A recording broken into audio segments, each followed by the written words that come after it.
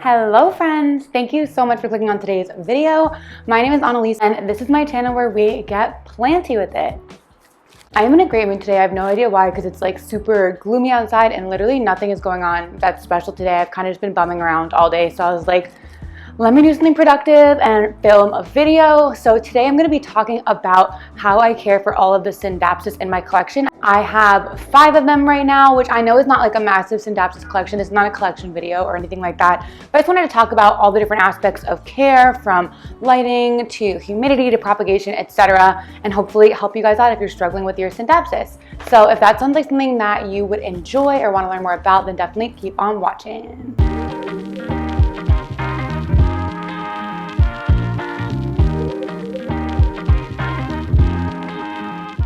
Okay, so first up, topic of the day is watering. So first I'm going to talk about watering, and while I talk about watering, I'm going to be showing you guys my SCINDAPSUS TREUBIL Moonlight. And these have been really popular and were hard to get for a while, but thankfully now they're available in a lot of big box stores in really big baskets. I got this one originally as a 2-leaf cutting and it's just been absolutely thriving. As you can see, look at that beautiful foliage. Okay, so in terms of watering, this is one reason why I love SCINDAPSUS. They're very, very vocal when they need water. The leaves will literally curl up under themselves like this, and that means the plant needs water. So an example is this leaf here. You can see it's super curled up on itself. Now, I know this plant doesn't actually need water. This is a propagation from the plant that I took and then replanted in the pot. And when I cut it, since it didn't have roots, it got super dehydrated and this leaf is kind of permanently curled now. I know that this leaf specifically being curled doesn't actually mean the plant needs water, but when I start to see some of the other leaves begin to curl, that's when I'll give this guy a good watering. I do tend to bottom water this guy, and he seems very happy with that. I will occasionally, however, of course, run it under the shower just to make sure the leaves stay clean and dust-free and pest-free. But once the leaves are curling, that's how you know when your plant needs water. Okay, so next up is lighting. And for lighting, I'm gonna bring out my SCINDAPSUS PICTUS ARGYRAEUS. This is kind of a smaller leaf SCINDAPSUS that you commonly see trailing. As you can see, it's not the most beautiful full plant. I did recently take some cuttings, so I'm gonna repot those back into the pot because you can see it's kind of bare up here. It's a little bit meh. So in terms of lighting, all of my SCINDAPSUS are in kind of similar light conditions. They're all pretty close to my living room windows, which are, I have to think about it every single time, east-facing windows. So east-facing is probably the 3rd most lightable window. I think it goes south, then west, and east, then north. So east is not amazing, but they do sit directly in the window. This guy, however, is pulled back quite a bit from the window and sits on this shelf that is behind me. And so it doesn't get a ton of light, but it still grows really well. I don't know if maybe the leaves would be growing a little bit bigger or closer together if it was closer to a window, but you know, the leaves are still doing really well, healthy foliage, and it still grows pretty quickly. So I don't think SCINDAPSUS need super crazy bright light, but they seem to be able to tolerate it pretty well. They do have pretty thick leaves that don't seem to really burn easily. The only one I would say you have to be a little bit more careful with, because they will get light damage in my experience, is the TREUBIL Moonlight, which I just showed you. When I first got it, I had it pretty much directly under a grow light. Some of the leaves got kind of bleached and almost burnt looking. So that one I'd be a little bit more careful about because the foliage is so silvery. But the ones with the greener or darker foliage seem to be able to take much more light. So long story short, they can be in a lot of different light conditions. Obviously plants with more light are going to thrive, but I wouldn't blast them with like direct southern light. I think they wouldn't do amazing with that. Next up, I'm going to talk about humidity, and I'm going to show my probably favorite SCINDAPSUS in my collection, which is my Jade Satin. Look how full this pot is. Can we just admire the foliage? One thing I didn't know about Jade Satin at first, I thought the leaves were always just fully green, but some of the leaves can have some silvery bits on them. Like, let me show this one here if I can get it in camera. Okay. This leaf here, the tip is like super silvery. I didn't even know Jade Satins could do that. This is a plant that was actually on my wish list. I talked about it in my wish list video, and I ended up being able to make a trade with one of my friends. And so she gave me a long vine of this plant, which I cut up into like 5 or 6 single leaf cuttings, rooted them and potted them all in here. And at this point, all of them have put out new growth. You can see new leaves are coming in there. It's doing super well. Another new leaf down there. So talking about humidity, let me stay focused. One thing that's so awesome about SCINDAPSUS is they don't require literally any special humidity at all. None of mine, not one, are in any sort of special humidity condition. None of them are in the plant room where my humidity is higher. None are in a cabinet or anything. They're all just kind of sitting in my living room, which right now, if I can read that, Yeah, it's at 37% humidity, which is not high. That's just kind of normal room humidity, and they've never had any sort of problem at all. So another great easy plant if you don't feel like you want to have to deal with humidifiers or taking care of plants that need special types of conditions. These guys are super straightforward. You can pretty much plop it anywhere and they will do well. Okay, so for fertilizing, the next category, I'm going to show you guys my my silver splash Scindapsus. As you can see, the patterning on the leaves is very splashy, hence the name.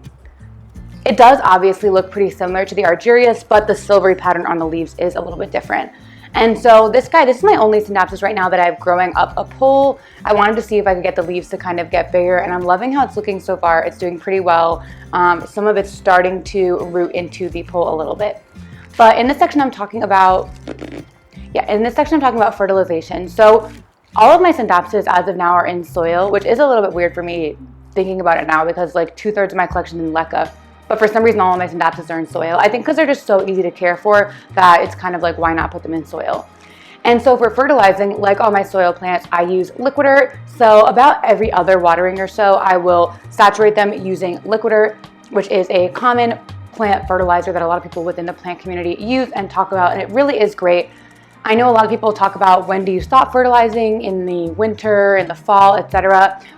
I kind of go by the rule of thumb of I'm going to fertilize as long as the plant is growing, and these guys are constantly growing. So you can see there's like new growth right there. There's really just new growth all around. This leaf just unfurled, etc. So since it's still actively growing, I'm fertilizing about every other water. All of my Scindapsus are actually actively growing even though we're midway through November. So I'm going to keep fertilizing them until they seem that they want to take a little break. Okay, and then last but definitely not least, the most fun topic I think about plants is propagation. So how do you propagate these beautiful plants? And for this section, I'm going to be showing you guys my Scindapsus Silver Lady that I also got from my plant friend. It just finished hardening off this new leaf. How pretty is that? I love it. For some reason, this one kind of reminds me like of a leopard. I don't even know how to explain it. Does anyone else feel that way? Just like with that patterning? Anyway, as you can see, this came to me as a single leaf cutting. It's in a little cup of sphagnum moss rooting up. It's doing really well. You can see like some of the roots in the cup there.